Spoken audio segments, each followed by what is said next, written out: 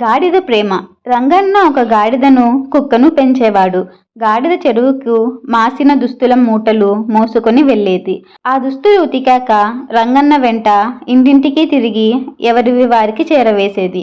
ఈ విధంగా గాడిద దినమంతా పనిచేస్తూ విశ్రాంతి లేకుండా ఉండేది. ఇంటికి కాపలా కాసే కుక్క మాత్రం రోజంతా ఆడుతూ పాడుతూ గడిపేది.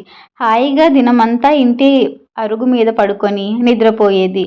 రంగన్న భార్య పెట్టే భోజనం సుష్టగా ఆరగించేది. రంగన్న పండు పలహారాలు ఏది తిన్నా కొంచెం కుక్కకు పెట్టేవాడు.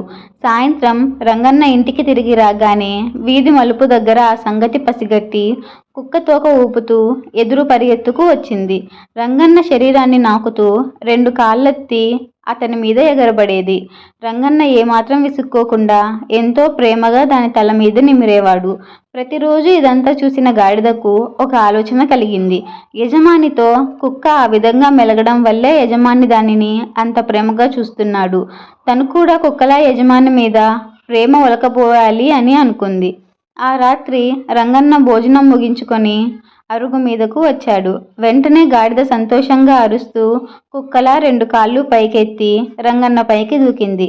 గాడిద బరువు భరించలేని రంగన్న వెలికిళ్ళ పడిపోయాడు.